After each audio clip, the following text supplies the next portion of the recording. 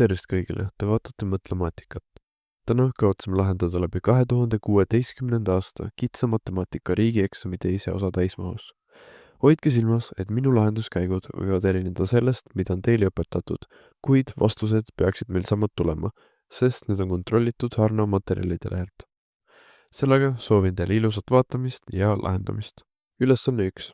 Kolmnurga ABC 2 tippu on punktides A 4 ja -3 ja B 8 ja 5 ning kolmnurga ühe külje määrab vektor BC -10 ja -1.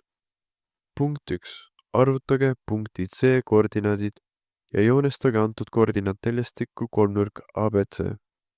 Punkti C leidmiseks kasutame vektorit BC liites vektori koordinaadid punktile B.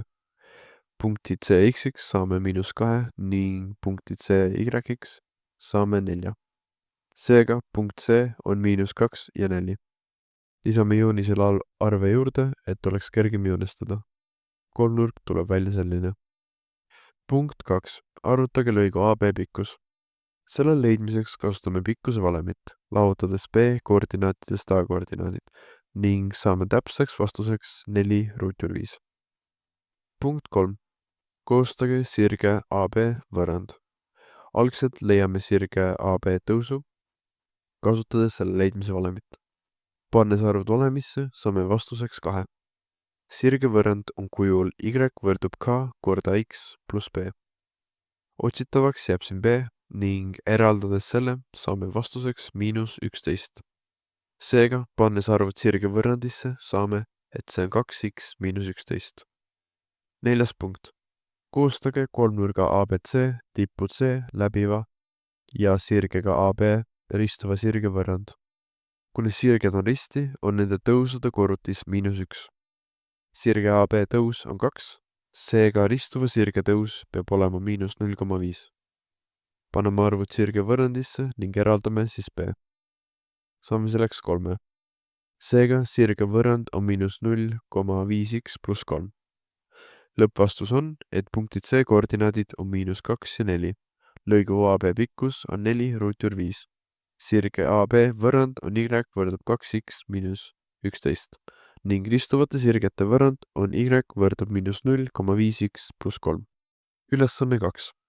Laulukonkursi eelvoorus osales 160 laulu. Neist 15% valis žürii lõppvooru.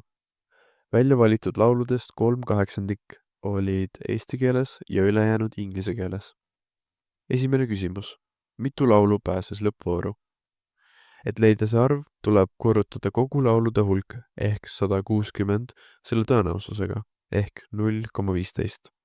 Vastuseks saame 24. Teine küsimus. Mitu eestikeelset ja mitu ingliskeelset laulu pääses lõppvooru? Eestikeelsete laulude arvu leiame, teades, et 3/8 oli eesti keeles ning 24 oli neid kokku. Vastuseks saame 9. Ingliskeelsete laulude arvu leidmiseks lihtsalt lahutame leitud arvu kogu hulgast ning saame vastuseks 15. Kolmas küsimus. Oletame, et kõikidel lõppvooru pääsenud lauludel on võrdsed võimalused konkurss võita. Kui suur on tõenäosus, et lõppvooru pääsenud lauludest punkt A võidab konkurssi ingliskeelne laul? Selle jaoks jagame ingliskeelsed laulud kogu arvu lauludega ning saame 5/8. Kui suur on tõenäosus, et lõppvooru pääsenud lauludest punkt B jääb kolmandaks saksakeelne laul? Kuna lõppvoorus ei ole mainitud saksakeelseid laule, on selle tõenäosus 0. Neljas küsimus. Oletame, et lõppvooru pääsenud lauludest tuleb moodustada kolmik, milles on 1 eestikeelne ja 2 ingliskeelset laulu. Kui palju erinevaid võimalusi on tingimustele vastava kolmiku moodustamiseks? Selle jaoks peame kasutama kombinatsiooni valemit. Võtame 1 eestikeelse laulu 9 ning 2 ingliskeelset laulu 15. Korrutades need kokku, saame vastuseks 945.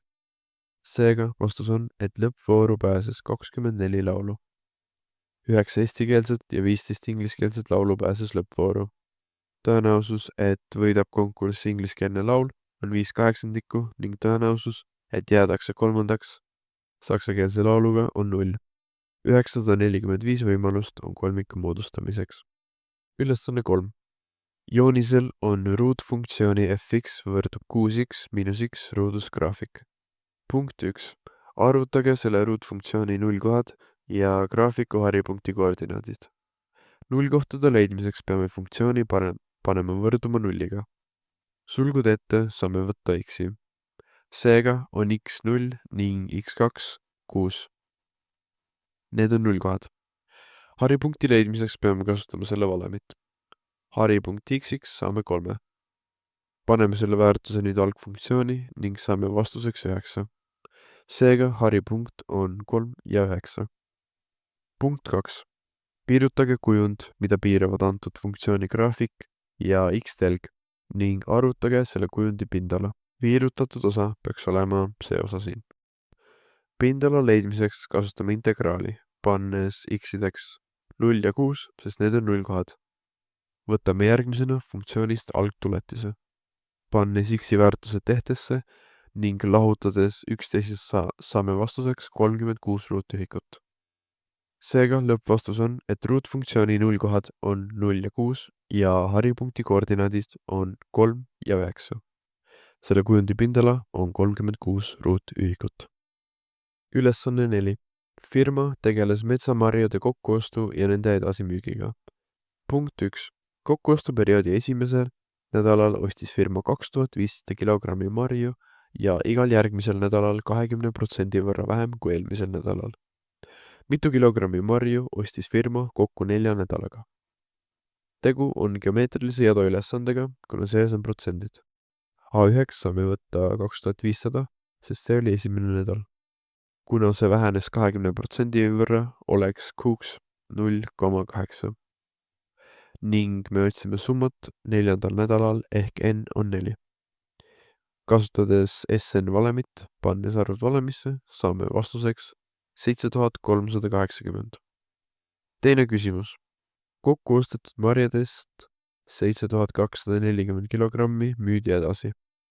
Esimesel nädalal müüdi 730 kilogrammi marju, igal järgmisel nädalal aga eelmise nädalaga võrreldes ühe ja sama koguse võrra rohkem.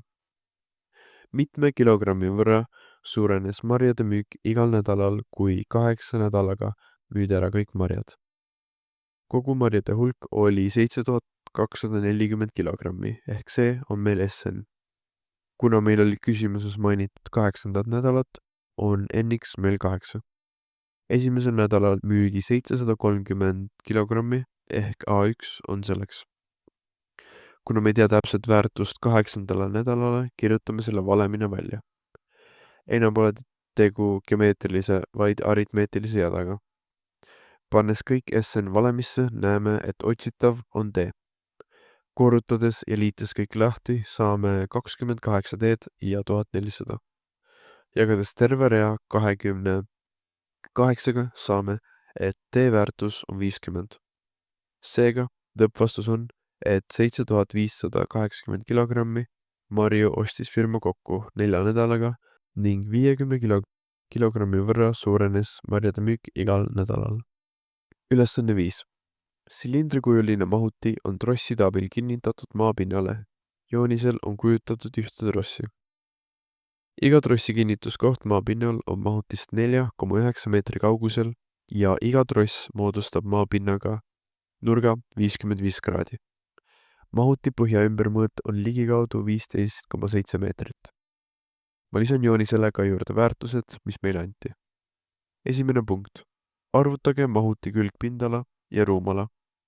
Kuna meil on teada ümbermõõt, saame leida raadiuse väärtuse ligikaudselt.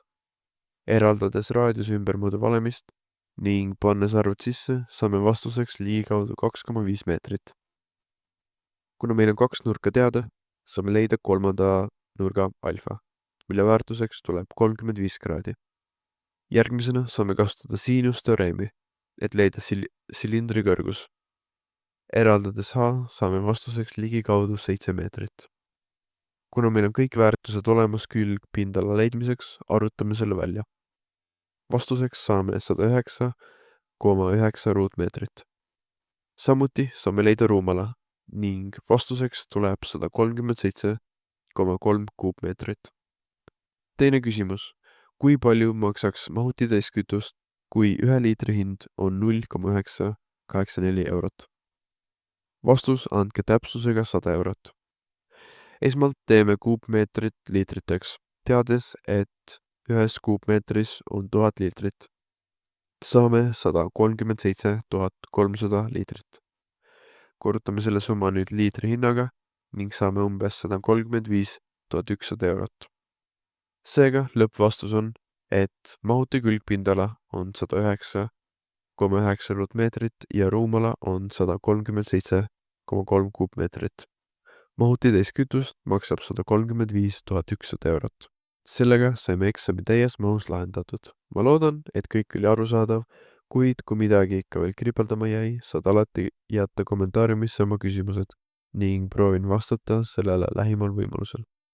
Kindlasti likeige seda videot, kui oli sellest abi ning video descriptionist leiate ka playlisti, kus on kõigi aastate lahendusvideod olemas, nii kitsa kui ka laiemad. Aitäh, et vaatasite seda videot ning edu lähenevatel eksamitel!